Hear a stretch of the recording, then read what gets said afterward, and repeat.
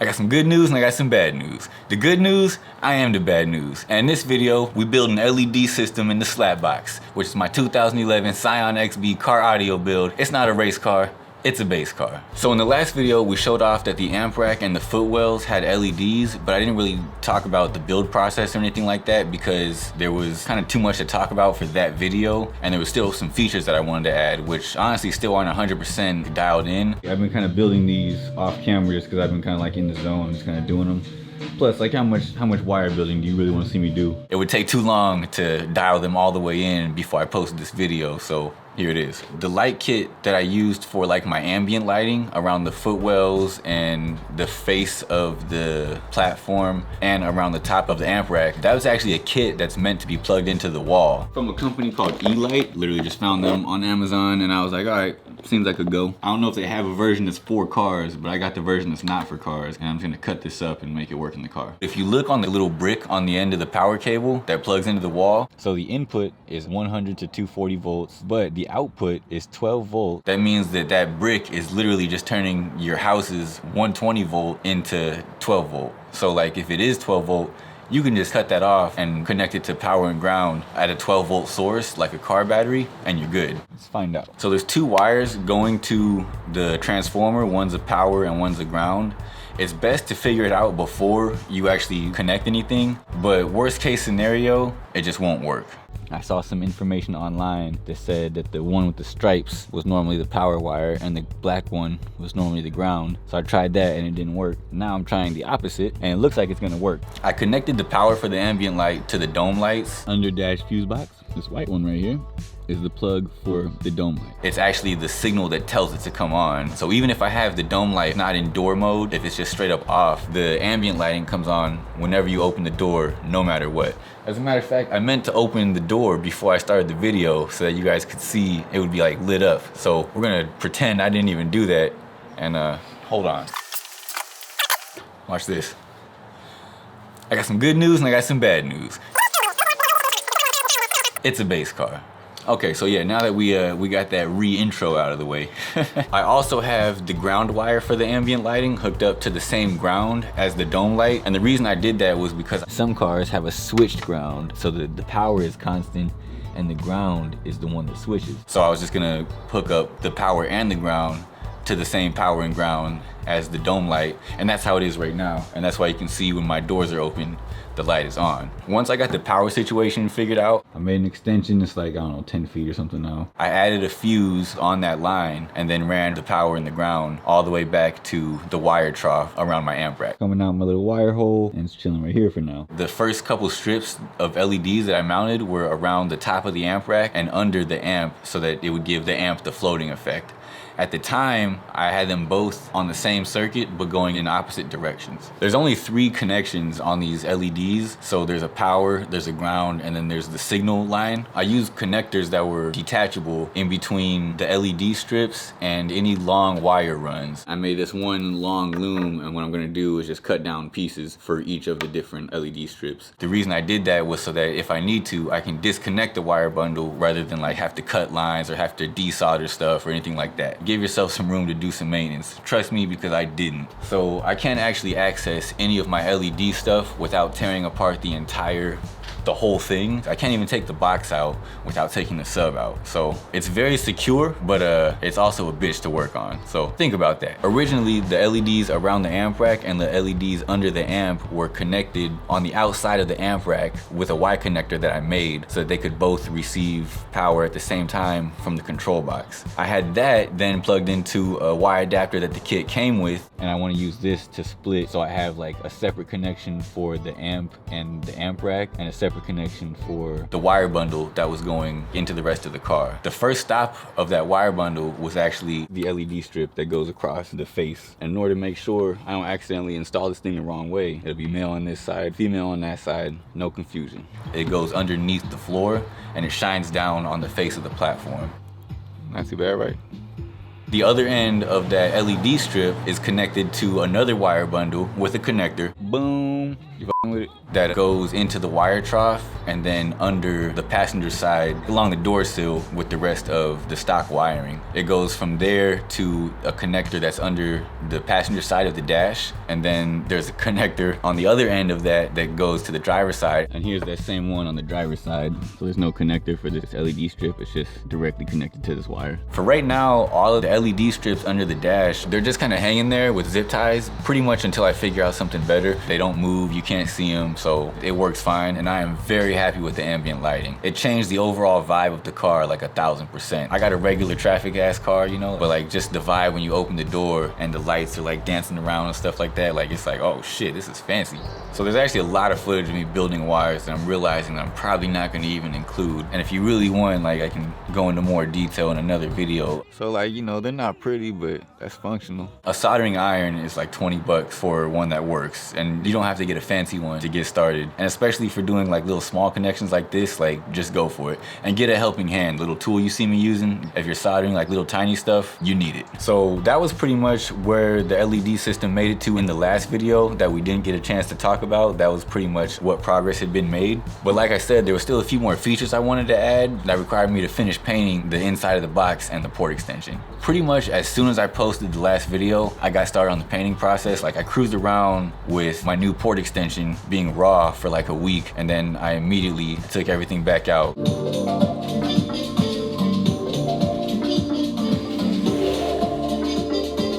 at these fucking corners, dog.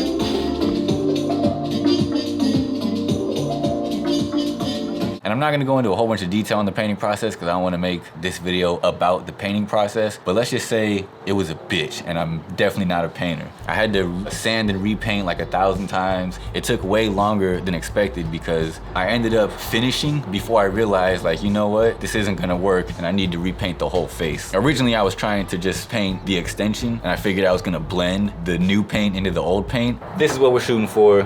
Anywhere close, I'll be happy.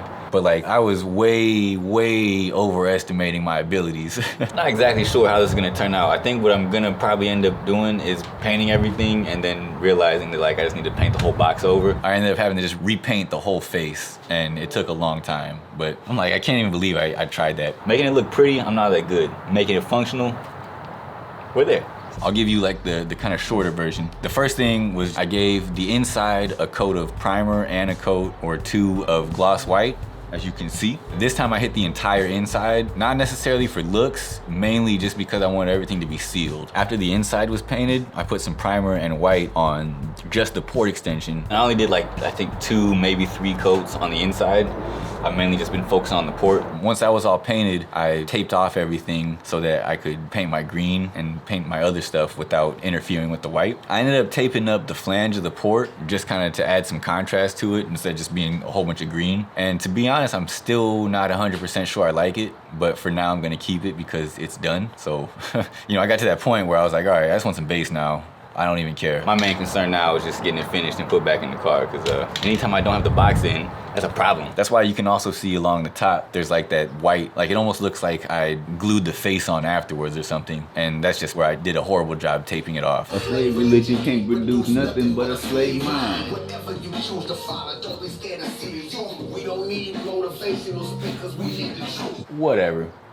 To be honest though, I'm still happy with it. It's not great. It didn't come out all that, you know, it didn't come out all that fancy, whatever, but like, it still feels pretty smooth. I got a little bit of gloss out of it. Watch this, watch this, watch this.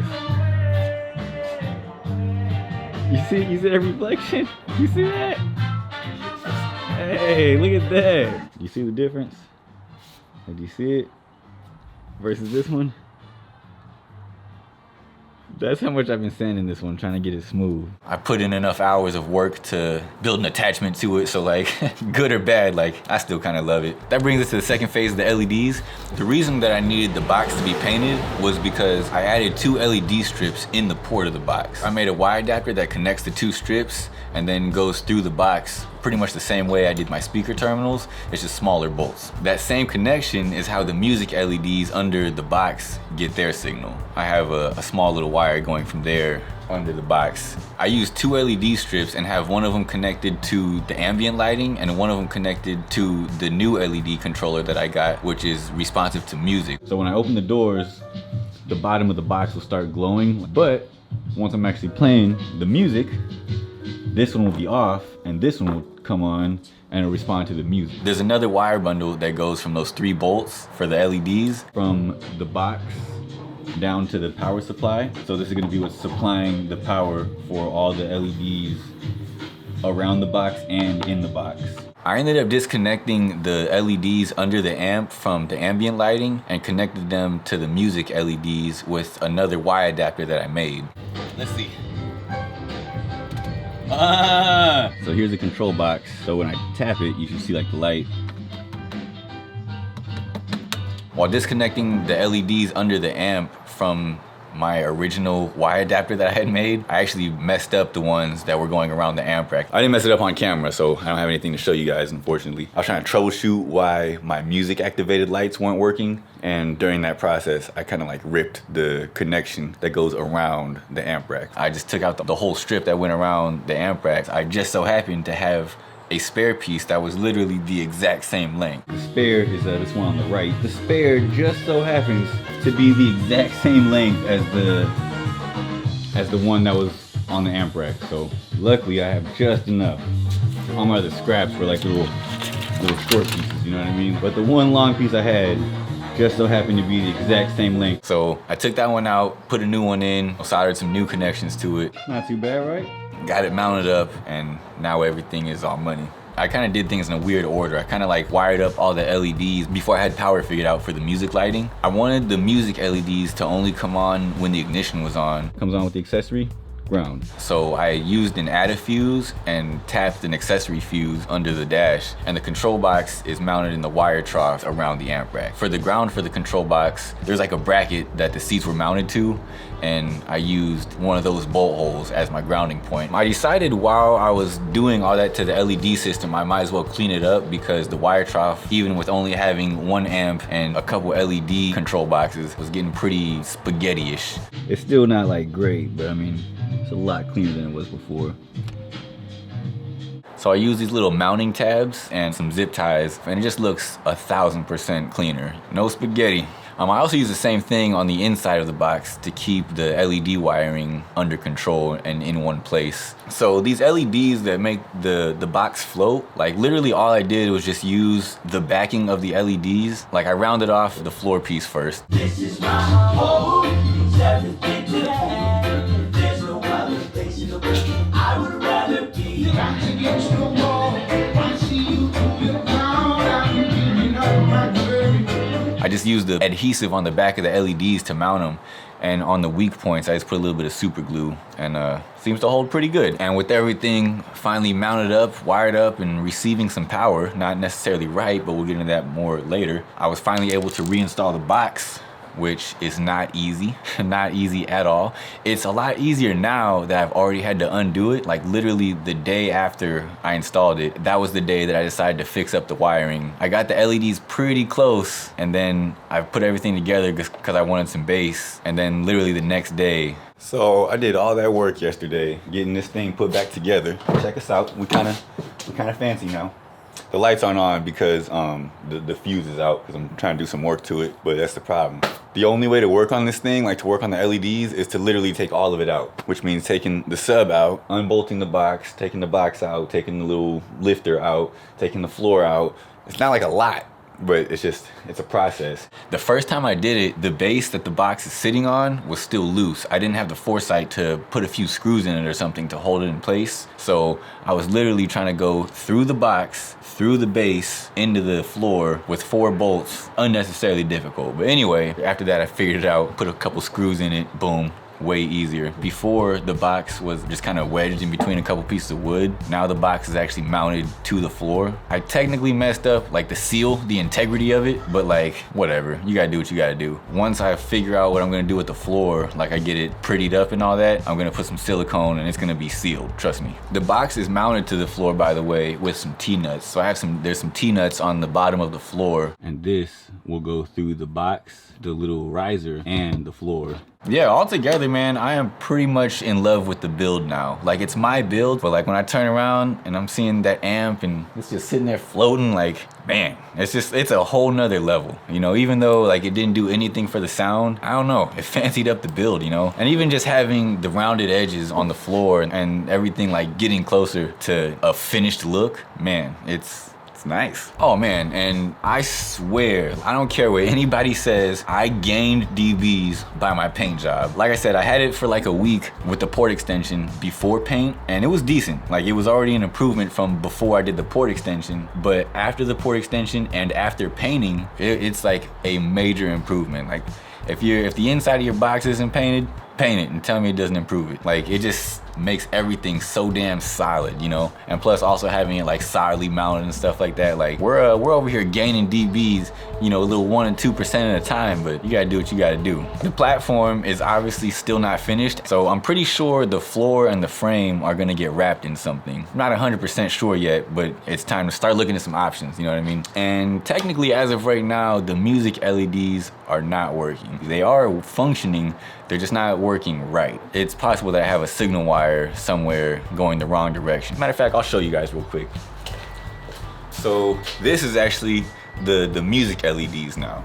And as you see, they're just on, but they don't exactly work right. And I think it's because somewhere they're receiving some bad signal. We gotta figure that out. That's what's going on with that. I also want to put in a switch for the music LEDs so that they're not always on when the ignition's on. Because even just having it for I don't know, it's been like a week now or whatever, it's just a lot brighter in the car. Pretty much the only reason I haven't yet is because I'm looking at switches and I haven't like decided on which ones I want. That's coming up soon. That'll be in like a little update video, but that's gonna require putting in some diodes and some relays and some other nerdy shit that like do I really want to? I got a box of relays. Gonna do some relaying. Next up is probably another round of sound deadening. Oh, and spoiler alert. So I got a spoiler.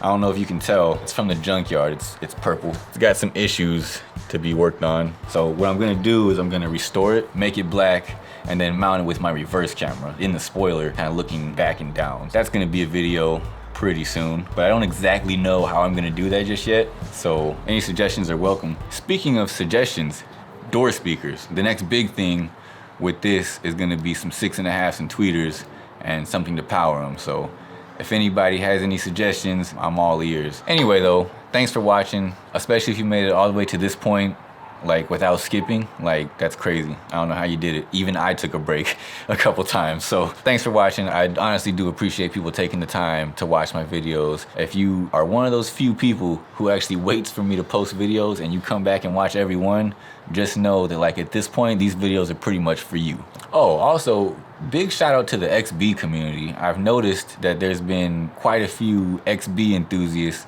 who maybe aren't even necessarily into car audio specifically, but it seems like the XB community is kind of taking notice of my build. And I appreciate you guys, that's cool. Us toaster drivers gotta stick together. Before I forget, go follow me on Instagram at DaBadNewz, DaBadNewz. Instagram is just a better place to post like as they happen updates. It's like this spoiler, Instagram saw it literally a month ago. So, just saying. Anyway though, I'm noticing that it's getting darker and darker and I'm getting harder and harder to see. So, I guess that means it's time to wrap this video up. Always hear the bad news first.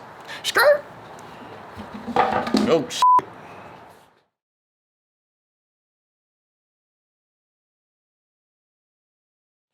I got my first package from a subscriber. He realized like, you know, I was missing out on some slaps. So he sent me a USB drive with some bass on it. Seems like a little more than a USB drive with some bass on it. So let's see what's up. Oh man. Oh man. Oh man. This dude hooked it up with all the Hawaii snacks. And the USB drive. This big ass box, and it's full of stuff. Like, I haven't even looked through all of it yet. It's full of stuff. And the USB drive. This dude seriously sent me like $40 in candy. Oh, these motherfuckers right here. Strawberry sour belts. You know what these are. But these ones got the Lee Hing on them. You can't get that outside of Hawaii with the Lee Hing. Dude, this dude hooked it up. Big shouts out to the Utu. I'm about to be eating good for a minute. I don't really talk about it much, but I used to live in Hawaii. I used to buy this kind of stuff all the time. The Lee Hing stuff, man, like you cannot get the Lee Hing shit outside of Hawaii. Big shout out. That's a dope ass package.